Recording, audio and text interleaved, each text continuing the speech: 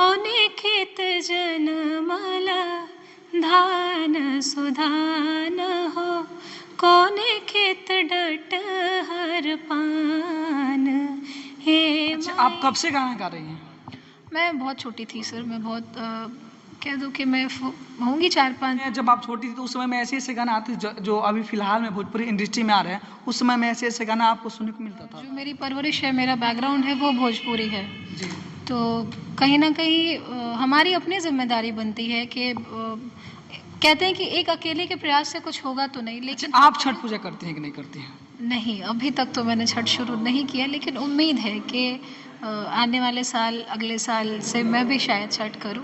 जी। और सपना है मेरा कि पूरे ये बात मैं आपके चैनल से डिस्क्लोज कर रही हूँ कि मायके वाला आप जब कुंवार थी उस समय का छठ ऐसा लगता था कि शादी के बाद जो आप ससुराल में छठ पूजा बिताती हैं वो ऐसा लगता है? सवाल पूछ के फंसा रहे हैं आप। जब कोई नहीं था तो वो लोग तब से भोजपुरी लेके चले। हमारे मनोज तिवारी जी हैं, हमारे भरत शर्मा जी हैं, कल्पना पटवारी जी हैं। आपने कल्पना पटवारी का नाम लिया, मनोज तिवारी का नाम लिया, लेकिन भोजपुरी इंडस्ट्री में खेसारी और पवन सिंह का नाम आपने क्यों नहीं लिया? क्योंकि मैं बहुत पहले भोजपुरी इंडस्ट्री के नाम सुनते ही लोगों के मन में अजीबोगरीब से ख्याल आते हैं, लेकिन मैं आप सभी को बता दूं कि जो भोजपुरी में सुनना चाहिए वो लोग नहीं सुनते हैं, और जो नहीं सुनना चाहिए उसी को लोग सुनते हैं और ज़्यादा सपोर्ट करते हैं। हमारे साथ में भोजपुरी इंडस्ट्री के रत्ना तिवारी जी हैं, जो कि पारंपरिक गाना गाते हैं और कहीं ना कहीं हमारे समाज के लिए जो हम लोग भूलते जा रहे हैं, कहीं ना कहीं उस पर ज़्यादा ये फोकस करती हैं। आइए इनसे जानने का हम प्रयास करते हैं कि आखिर भोजपुरी इंडस्ट्री को लेकर के इनका क्या राय है, और भोजपुरी इंडस्ट्री में जैसे कि बहुत सारे कलाकार हुए हैं जो कि भोजपुरी इंडस्ट्री को बर्बाद करना चाहते हैं, तहस नहस करना चाहते हैं। तो स्वागत है आपका हमारे चैनल में। बहुत बहुत स्वागत है, बहुत बहुत धन्यवाद आप सभी का। देखा जाए तो भोजपुरी इंडस्ट्री का नाम लेते ही लोगों के मन में ख्याल आते हैं कि भोजपुरी क्या होता है, भोजपुरी में ऐसे ऐसे गाने आ रहे हैं, लेकिन आप भोजपुरी के होकर के पारंपरिक गाना गाती हैं, कहीं ना कहीं समाज में जो लोग भूल जा रहे हैं, भूलते जा रहे हैं, उस पर आप ज़्यादा क्यों फोकस कर रही हैं? यही कारण है क्योंकि जो मेरी परवरिश है, मेरा बैकग्राउंड है, वो भोजपुरी है। जी। तो कहीं ना कहीं हमारी अपनी जिम्मेदारी बनती है कि कहते हैं कि एक अकेले के प्रयास से कुछ होगा तो नहीं, लेकिन हाँ, पहल तो करनी पड़ेगी। मैं नहीं चाहती कि आने वाले समय में या फिर अभी जैसा इसका हाल बनाया गया है कि नाम सुनते लोग कहते हैं भोजपुरी, इम्प्रेशन ही गलत बनी हुई। तो कहीं ना कहीं इसमें मेरा एक प्रयास है, एक छोटा सा कंट्रीब्यूशन है कि मैं अपने भोजपुरी को या किसी भी भाषा को, जो भी भाषाएं होती हैं उन सबको मैं प्रमोट करूं, बस यही मेरी कोशिश है। अच्छा, आप कब से गाना गा रही हैं? मैं बहुत छोटी थी सर, मैं बहुत कह दो कि मैं होंगी 4-5 कुछ साल की। 4-5 साल? जी जी जी, मैं तब से आप गाना गा रही हैं? मैं गाना गाती हूँ उस टाइम से। अच्छा, कहीं ना कहीं उस समय में जब आप छोटी थी तो उस समय में ऐसे ऐसे गाना आते जो अभी फिलहाल में भोजपुरी इंडस्ट्री में आ रहे हैं, उस समय में ऐसे ऐसे गाना आपको सुनने को मिलता था? तब की बात तो मुझे याद नहीं है, क्योंकि इन सब गानों की तरफ कभी रुझान नहीं गया। भोजपुरी जब भी हमने सुना है तो ऐसे ऐसे लोगों को सुना है जिन्होंने भोजपुरी को बरकरार रखा है, जिन्होंने भोजपुरी को जब कोई नहीं था तो वो लोग तब से भोजपुरी लेके चले। हमारे मनोज तिवारी जी हैं, हमारे भरत शर्मा जी हैं, कल्पना पटवारी जी हैं, हमारी मेरी पर्सनल आइडल, जो मेरी गुरु कह लीजिए, जो मेरी माँ कह लीजिए, शारदा सिन्हा जी हैं। तो इन लोगों ने भोजपुरी को एक अलग ही लेवल पे, अलग ही बुलंदी पे पहुंचा रखा है। तो मैं जब से सुनते आ रही हूँ तो मैं इन लोगों को मैंने सुना है, और उम्मीद नहीं थी कि आने वाले टाइम में ऐसी ऐसी भी चीज़ें होंगी। चलिए, आपने कल्पना पटवारी का नाम लिया, मनोज तिवारी का नाम लिया, लेकिन भोजपुरी इंडस्ट्री में खेसारी और पवन सिंह का नाम आपने क्यों नहीं लिया? क्योंकि मैं बहुत पहले से उन लोगों को सुनते नहीं आ रही हूँ।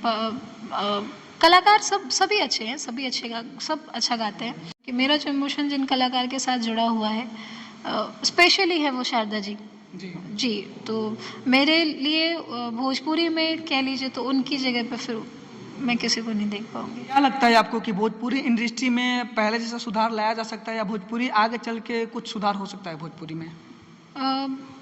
अगर ऐसा रहा तो मेरे को उम्मीद नहीं है, लेकिन हाँ, कहते हैं ना कि लोग जो सुनने वाले हैं वो कह रहे हैं कि ऐसे गाने आ रहे हैं तो हम सुन रहे हैं, जो गाने वाले हैं वो लोग कह रहे हैं कि ऑडियंस को यही पसंद आ रहा है, तुम गा रहे हो। तो आप इस पे क्या ही कह सकते हैं, क्या निर्णय ले सकते हैं? किसको दोष देंगे आप, जो गा रहा है उसको या जो लोग सुन रहे हैं उसको? तो कोशिश तो दोनों, ताली तो दोनों हाथ से बजती है, तो कोशिश तो दोनों लोगों को करना होगा कि जो ऐसे गाने अश्लीलता फैला रहे हैं, जो ऐसे गाने लेके आ रहे हैं, वो गाने लाना बंद कर दें। क्योंकि व्यूज़ पाने के लिए, फेमस होने के लिए एक यही सहारा बचा है। और लेकिन मैं ये देख रही हूँ कि और भी किसी भाषाओं में ये चीज़ नहीं है, लेकिन सिर्फ है तो भोजपुरी में ही है, भोजपुरी में ही? भोजपुरी में ही है। जी। तो अगर लोग प्रयास करते हैं तो आने वाले टाइम में एक जो भोजपुरी पर अश्लीलता का टैग लगा है वो हट सकता है। आइडल मानती हैं सरदा सिन्हा को, और कहीं ना कहीं सरदा सिन्हा का तबीयत काफ़ी ख़राब है, दिल्ली एम्स में भर्ती हैं, लेकिन उन्हीं की आवाज़ में हम इनसे छठ पूजा का गाना सुनेंगे। मैं चाहूँगा कि हमारे दर्शकों को आप सरदा सिन्हा का कोई गाना सुना दीजिए। जी, पहले तो उनके वो अस्वस्थ चल रही हैं अभी, तो बहुत बड़ा नुकसान, बहुत बड़ा लॉस झेला है उन्होंने भी। तो मैं जब से मैंने सुना है तब से मेरी भी स्थिति कुछ ठीक नहीं है, मैं भी सोच रही हूँ बहुत ज़्यादा, लेकिन हम लोग क्या कर सकते हैं। यहाँ दूर बैठ के हमारी भगवान से यही प्रार्थना है कि वो जितनी जल्दी हो सके उतनी जल्दी रिकवर कर जाएं, क्योंकि हमारे लोगों को उनकी ज़रूरत है, हमारे छठ महापर्व को उनकी ज़रूरत है। उनके बिना छठ देखा जाए तो बिल्कुल कुछ नहीं है, अधूरा है। तो उनका एक गीत मैं आपको सुनाती हूँ। कौने खेत जनमला धान सुधान हो, कौने खेत डटहर पान, हे माई कौने को खिली हले जनम रे, सूरज देवा उठा सूरज भइले बिहान, हे माई कौने को खिली हले जनम रे, सूरज देवा उठा सूरज भइले बिहान। क्या बात है, क्या आवाज़, कहीं ना कहीं उन्हीं की आवाज़ से मिलता जुलता इनका भी आवाज़ है। कमी आप कितना महसूस कर रही हैं? मुझे बहुत कमी खलेगी, बहुत ज़्यादा, क्योंकि मेरा दुर्भाग्य है कि मैं अभी तक उनसे कभी मिल नहीं पाई, और ये मेरा सपना है कि इस ज़िंदगी में मैं उनसे एक बार ज़रूर मिलूं। अच्छा, आप छठ पूजा करती हैं कि नहीं करती हैं? नहीं, अभी तक तो मैंने छठ शुरू नहीं किया, लेकिन उम्मीद है कि आने वाले साल, अगले साल से मैं भी शायद छठ करूं। और सपना है मेरा कि पूरे ये बात मैं आपके चैनल से डिस्क्लोज़ कर रही हूँ कि पूरे साल का मैं कोई भी व्रत त्यौहार छोड़ने के लिए तैयार हूँ इस छठ के लिए। और मेरा सपना है कि जिस साल मैं छठ उठाऊँगी वो साल मेरे लिए, वो छठ मेरे लिए बहुत बहुत धूमधाम से करने वाली। मेरी माँ कहती हैं कि छठ हो आपके घर ना हो, शामिल हो ना हो, लेकिन एक छठ का प्रसाद आपके हाथ में और आपके मांग पे वो चढ़ा, वो सिंदूर लग जाए ना, तो वो आप समझिए कि आपको छठ का सारा कुछ मिल गया।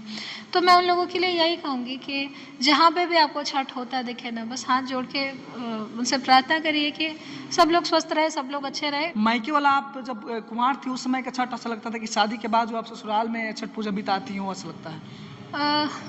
सवाल पूछ के फंसा रहे हैं आप मेरे को, क्योंकि छठ तो कहीं भी अच्छा लगता है। छठ वहाँ करो तो भी अच्छा है, यहाँ करो तो भी अच्छा है।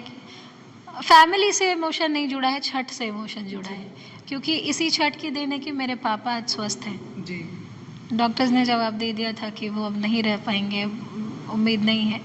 तो इसी छठ की देन है। स्टोरी बहुत लंबी है, नहीं बता पाऊंगी, तो इसी छठ की देन है। मैं शॉर्ट में यही बोलूँगी कि यही छठ है जिसकी वजह से मेरे पापा चल के खड़े होके आज सरवाइव कर पा रहे हैं। तो छठ मेरे लिए बहुत बड़ी चीज़ है। चलिए जाते जाते हमारे दर्शकों को एक प्यारा सा छठ गीत और सुना दीजिए आप।